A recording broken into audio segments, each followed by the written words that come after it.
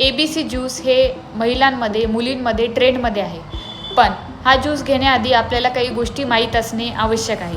नाहीतर या ज्यूसचे फायदे तर आहेतच, पण चुकीच्या वेळी चुकीच्या पद्धतीने घेतल्यामुळे आपल्याला त्याचा त्रासही होऊ शकतो. यामध्ये ए म्हणजे आवळा किंवा ॲपल, बी म्हणजे बीटरूट आणि सी म्हणजे कॅरेट म्हणजेच गाजर. तर या सगळ्या पदार्थाचे गुणधर्म तुम्हाला माहीतच आहे. यामुळे बरेच अँटीऑक्सिडंट्स, विटॅमिन्स, मिनरल्स, त्याबरोबरच better skin glow, better immunity, stamina या सगळ्या गोष्टी फायद्याचे ठरतात. पण यामध्ये खूप जास्त फायबर्ससुद्धा आहेत. फायबर्स हे पचायला जड आहेत. त्यामुळे ज्यांना गॅस, ब्लोटिंग किंवा पोट फुगणे असा त्रास असेल आणि त्यांनी हा ज्यूस घेतला तर त्यांना याचा त्रास होऊ शकतो. या ज्यूसचे मॅक्झिमम बेनिफिट्स भेटावेत, आयुर्वेदा फ्रेंडली असावा असं करायचं असेल तर 3 गोष्टी लक्षात ठेवाव्यात. पहिली गोष्ट, यामध्ये असलेलं बीटरूट किंवा गाजर हे तुम्ही वाफवून किंवा शिजवून घ्यायचं आहे.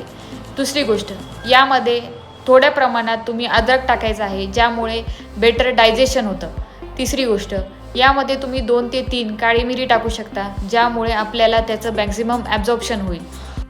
हा ज्यूस कधी घ्यावा तर हा ज्यूस रोज सकाळी उपाशीपोटी तुम्ही घेऊ शकता. 15 ते 20 दिवस घेतल्यानंतर मध्ये गॅप ठेवायचा आहे. जर तुम्ही उशिरा उठत असाल आणि अपचन असेल तर हा ज्यूस घेणे टाळावे, कारण यामुळे तुमचं अपचन वाढू शकतं. आयुर्वेदानुसार एखादा साधा पदार्थसुद्धा सुपरफूड ठरू शकतो जर ते योग्य रीतीने, योग्य पद्धतीने घेतल्या गेले. आणि सुपरफूडसुद्धा नुकसान करू शकतो जर ते चुकीच्या पद्धतीने घेतले गेले. हा ज्यूस घेताना काय काय काळजी घ्यायची आहे? जर तुम्हाला अपचन, गॅस किंवा ब्लोटिंग आहे तर हा ज्यूस घेणे टाळावा. यातला बीटरूट आणि गाजर हे तुम्ही कच्च्या स्वरूपात घेण्यापेक्षा शिजवून घ्यायचं आहे. हा ज्यूस कधीही तुम्ही जेवणासोबत किंवा डिनरसोबत घ्यायचं नाही आहे. ज्यांना किडनी स्टोन आहे त्यांनी हा ज्यूस घेणे टाळायचा आहे, कारण यामध्ये बीट आहे, ज्याच्यामध्ये कॅल्शियम ऑक्झॅलेट खूप जास्त प्रमाणात आहे.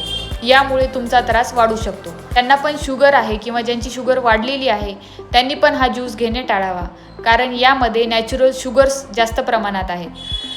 तुम्हाला जर ताप असेल किंवा लूज मोशन्स असतील तरीही हा ज्यूस घेणे टाळावा.